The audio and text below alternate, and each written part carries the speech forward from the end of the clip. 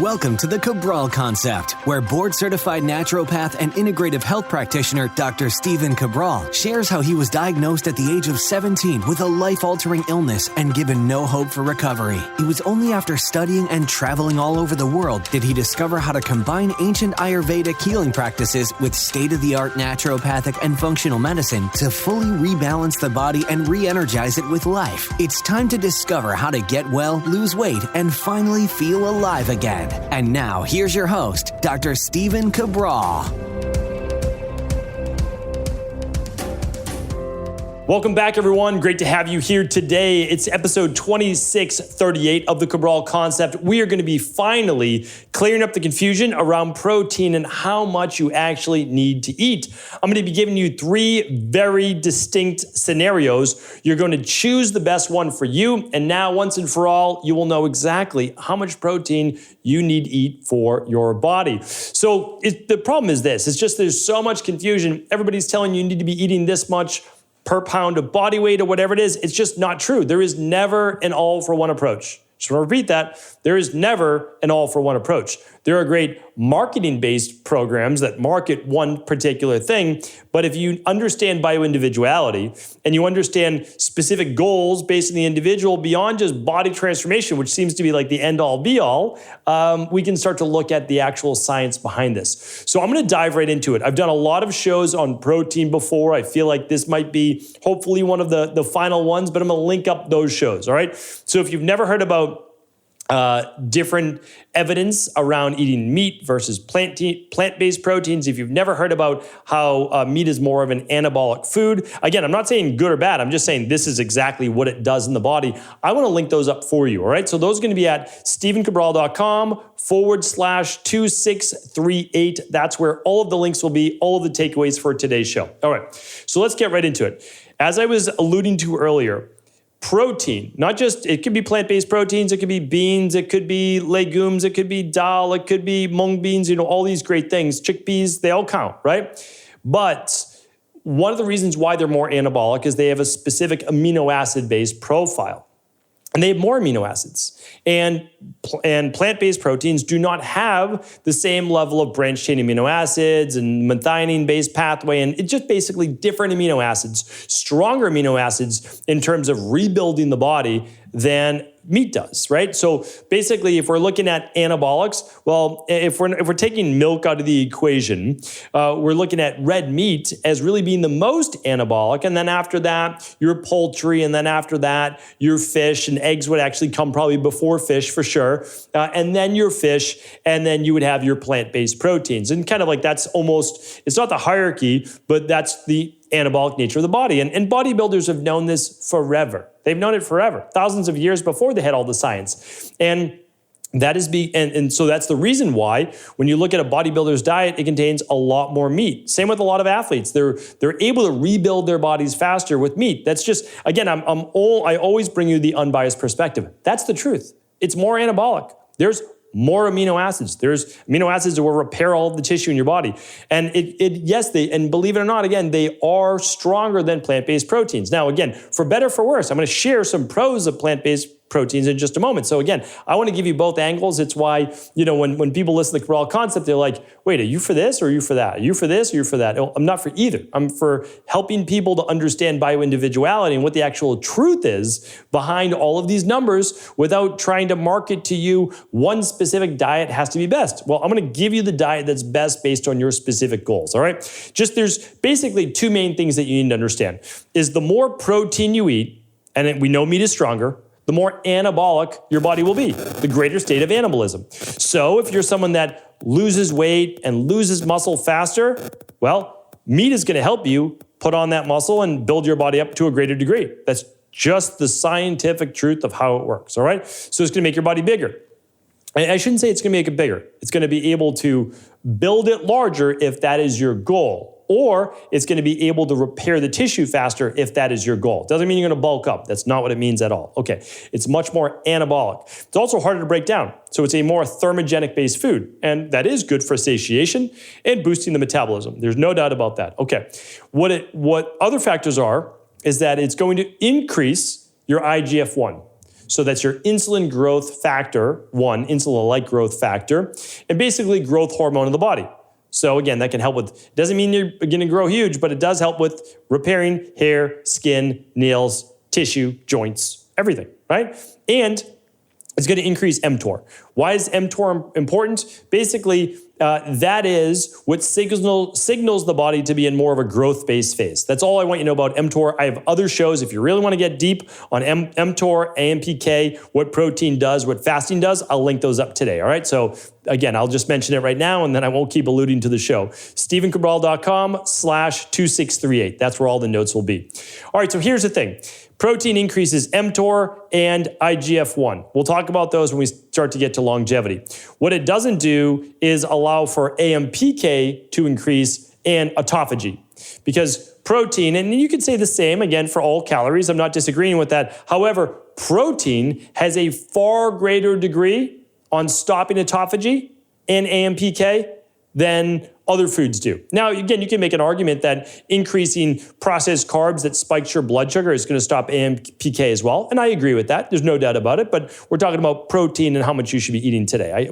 I've talked about the negatives of processed carbs in the past. But the difference is autophagy and AMPK and fasting and all of those things are more catabolic, right? So think of everything as the yin and yang or the balance of life. Protein pushes growth and fasting and lower protein pushes catabolism. That's breakdown of the body. All right, so I just want you to think about that, right? So there's a balance. Growth with protein, breakdown with less protein. All right, so let's look at it that way. So now, that's all that I want you to know about that. And the other last thing is that plant-based proteins are nowhere near anabolic, nowhere near as anabolic as meat-based proteins, flesh. So that's basically all your game meat, your red meat, organ meat, etc. You've got your poultry, you've got your fish, you've got your eggs, and you can include cheese and other things like that if you'd like in it, even though they're not as high in protein. So that's what you need to know. It doesn't mean that you can't build muscle and boost your metabolism if you are eating plant-based proteins. I work with many vegan-based athletes, and they can absolutely do that. They have to be more diligent, and they have to eat more protein. That's really it, because then they can still get the amino acid load that they want. Are they going to get that same boost in IGF-1 or mTOR? No, they're not. I mean, they're just not to the same level. That's why, to this day, there is not a top level, meaning like I know that there are vegan bodybuilders, but there's no Mr. Olympia that's vegan. And it's not as easy to get there. That's all. It's not that I don't think someone could even achieve that maybe, but it's nowhere near as simple or optimal to be able to say, hey, if I eat more red meat or eat more eggs, that they're going to be more anabolic, because they are. That's just the truth. All right, so now how much protein do you need? Well, there's three main goals. Right? Or let's just even break it down to two main goals, because this is the honest truth. So if you want to transform your body and you want to get in amazing shape, the best shape of your life, you want to get lean, you want to see all the muscle definition, I am not going to disagree. I've been doing this since the mid-90s with helping people transform their body. You're looking at the standard 1 gram of protein per pound of ideal body weight, right? So it's ideal body weight. You don't have to do it just by your body fat percentage. But like if you're 200 pounds, you want to get to 180, well, 180 is your ideal body weight, so you can have 180 grams of protein per day. If you are 150 pounds and you want to get down to 130, okay, you're going to be eating 130 grams of protein per day. Let's just do a little math on that.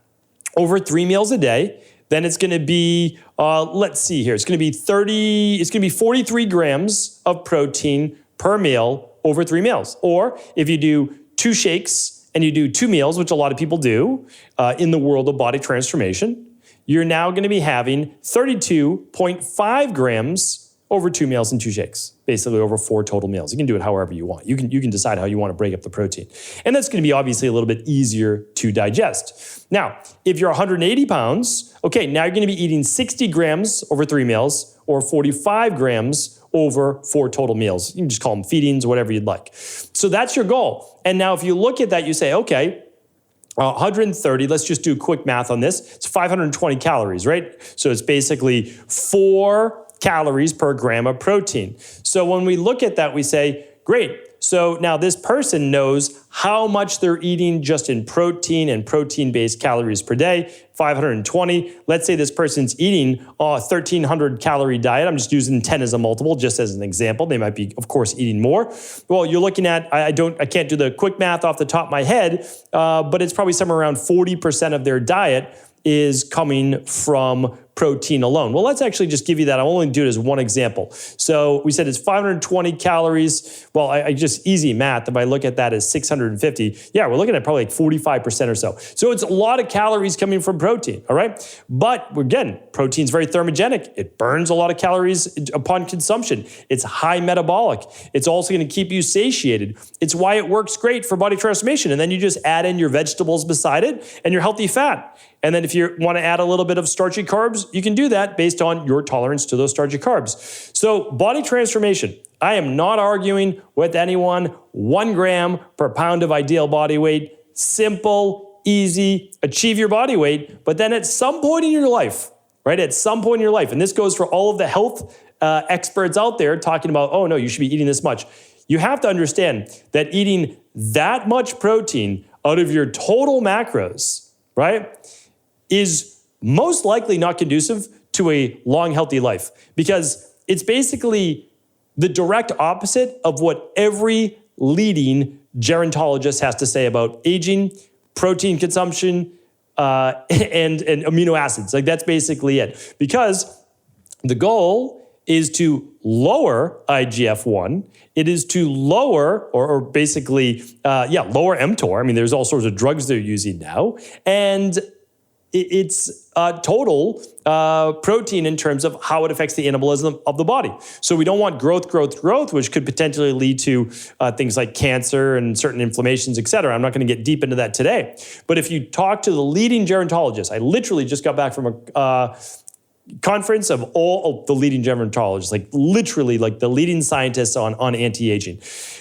Everyone, like there was not a single person who did not disagree that you should be keeping your total protein to less than 20% of your macros per day, probably somewhere between 10 and 15%.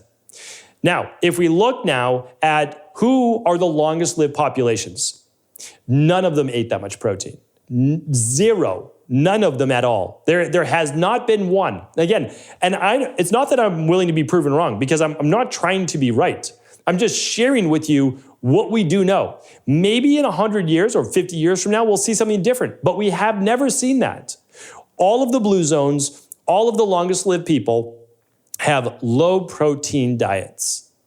And that means it's coming in sub 20% of their diet. Again, 10 to 15%. And it seems to be that those people who are getting more plant protein in rather than meat-based protein also don't have the same deleterious-based effects such as increased cancer risk, etc., because they don't increase IGF-1 to the same level. So let's look at longevity. We know that it needs to probably be 15% or less of your total caloric intake for the day, your total macros. And so if we look at that, then most people are going to want to look at somewhere around 0.8 grams per kilogram of body weight, ideal body weight of protein. So the same 130-pound person, it goes from a 1-for-1 of 130 all the way down to 47 grams per day.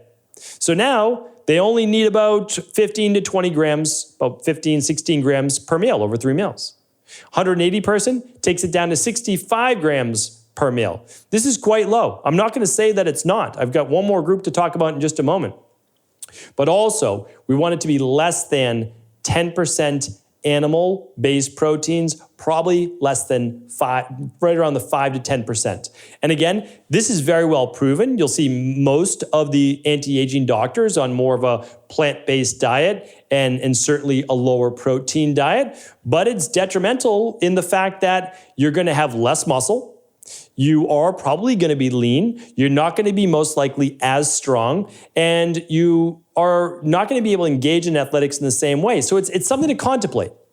But if your goal is to live to 100 plus years old, well, that is the blueprint, at least for right now, just to let you know that. So again, it's very different. Body transformation versus longevity. All right, there's one more camp that I currently fall into, And I call it, instead of the body or the longevity, right, protein plan, it's the compromise. So for me, I very much enjoy athletics, exercise, weightlifting. I'm not in the place where before I wanted to weigh 200 pounds and be, ripped and all those things. Now it's, I want to be lean. I want to be in good shape. That's it. And so that's how I look at it. So what I found, and for a lot of people who want the compromise, is you're going to include intermittent fasting. Okay, that's a big part of it. You might even do 1 day a week, which I have on other podcasts, but you're going to find your ideal body weight. And you're basically going to use, and I'm going to give you the exact calculation. You're going to use 20% of your macros, because that's the upper limit. We know that's the upper limit of essentially safe for protein intake for longevity and a lot of the health span issues. And if you use a multiple of 10 times your body weight, which I'm going to give a little caveat in a moment, that's about half your ideal body weight in protein per day. I'm going to tell you why it can be a little bit higher, because your calories can be higher. So really what you're looking for is 20% of your total calories, right? So if you eat 2,000 calories a day, what's 20%? 400 calories. All right, 400 divided by 4 calories per gram of protein. Now you can eat 100 grams of protein per day. That's about where I am right now. I actually eat a little bit more calories than that, but I keep my protein at about 100 grams per day. It's anywhere between 90 and 100 grams per day. Am I losing out a little bit on the body transformation? Yes. Am I okay with that, with a compromise of hopefully being able to live an even longer, healthier life? Yeah, that's what I'm hoping, right? So it's a balancing act. But the 130-pound person, 20% of their calories, if they're using a 10 multiple, right, is 260, and that's 65 grams of protein per day. The 180-pound person, same multiples, they would be eating 90 grams of protein per day. So the more active the individual, if you are more of a Vata body type or ectomorph and you lose weight more easily than gain weight, lose muscle more easily, you could use a little bit more protein because your body's more catabolic. Remember, from the very beginning, it is always about balance. So if you're more catabolic, you can eat a little bit more protein. I just want you to keep in mind, everything is about bioindividuality, and it is about balancing your body. When you become too anabolic, for sure, then you lead to more of the potential atherosclerosis, you lead to more potential high blood pressure, cancer, even type 2 diabetes, all the things that we want to watch out for as we age. So my goal is to simply share with people the two camps. We've got the longevity camp, lower protein. The body transformation camp, higher protein. Could you find something in the middle that's probably a little bit safer for the long run and allows you the body transformation? I believe you can. I really believe you can. You can become a little bit, you can get into that hypocaloric, just a little bit less. You can use your intermittent fasting. You can get in great shape and you can reap all of the benefits that we are learning about in terms of living to 100 and beyond. So if you want to learn more about this and how to learn, really go in depth on this, check out the High Performance Health program. I would love for you to just figure out what it is, like how it's actually going to help you become a high performer in all areas of your life. But I also have tons of free podcasts on this, and everything will be linked up at stephencabral.com/2638. Hopefully this was helpful. Let me know if there's any comments. Of course, I'll do follow-up shows, and do feel free to share the show with anyone you believe it could serve. Ever wonder what the best sauna, blue blockers, sleep trackers, wake lights, salt lamps, or other health gadgets are? Or what about the top non-toxic mattresses, sheets, soaps, bath products, toothpaste, and cookware? Or would you like to know the cleanest choices for hemp parts, meal delivery services, supplements, and much more? I personally curated, researched, and now created a resource page of all of my top picks that continues to grow each week. These are the exact products I use in my own life, with my family, in my private practice, and they're the ones I trust. To find out all of my up-to-date recommendations and all the details, simply head on over to stephencabral.com/resources.